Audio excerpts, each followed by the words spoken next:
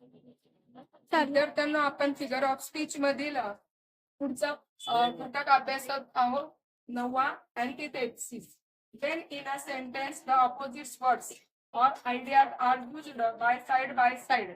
जेव्हा विरुद्ध अर्थी शब्द आपण वर्ड्स एखादी कल्पना याचा विषय वापरत असेल तर आपण काय करतो? It is the use of antithesis. जर वाक्यात विरुद्ध अर्थाचे शब्द किंवा कल्पना वापरलेले असतील तर तेथे अँटिथेसिस असे घटक किंवा फिगर ऑफ स्पीच आपण त्याला म्हणत असतो. उदाहरणार्थ बघा इथं दिलेलं आहे, he want to light to dark route. आता इथं विरुद्धार्थी शब्द आहे. लाईट म्हणजे उजेड, प्रकाश. डार्क म्हणजे काय? अंधार. ह्याला आपण काय म्हणतो? अँटिथेसिस असं म्हणतो. Second, it may be near when it seems अफार. नियर म्हणजे जवळ, अफार म्हणजे दूर. म्हणजे काय? अपोजिट वर्ड्स इथं आहे. उघडलेली खिडकी त्याने बंद केली. उघडणे आणि बंद हे दोन काय आहेत? विरुद्धार्थी शब्द आहेत.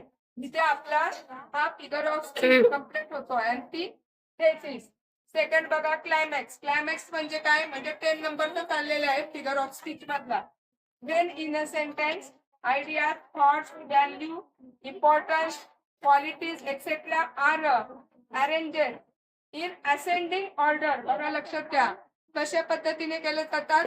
असेंडिंग ऑर्डरने म्हणजे चढत्या क्रमाने केले जातात. It is the use of climax. तेव्हा त्याला आपण काय म्हणतो? क्लायमॅक्स असं म्हणतो.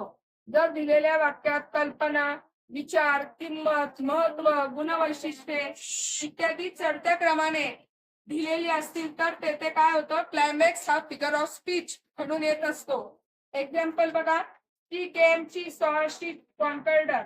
ती आली, तिने पाहिलं आणि तिने जिंकलं. म्हणजे काय? ती आली, आल्यानंतर तिने पाहिलं आणि तिने जिंकलं, ही क्रिया झालेली आहे. त्याच्यानंतर they enjoy liquor with dance and drums. आनंद लुटला, डान्स केला आणि ड्रम्स काय केलं? तिने वाजवण्याची क्रिया म्हणजे तिची पुढची झालेली आहे. ती आली, तिने पाहिलं आणि जिंकून घेतलं. म्हणजे एका पाठोपाठ एक घटना काय झालेल्या आहेत? असेंडिंग ऑर्डरनी पूर्ण झालेले आहेत. त्यावेळेस त्याला आपण क्लायमॅक्स असं म्हणतो. आतापर्यंत आपण फिगर ऑफ स्पीचचे 10 प्रकार अभ्यासले आहेत.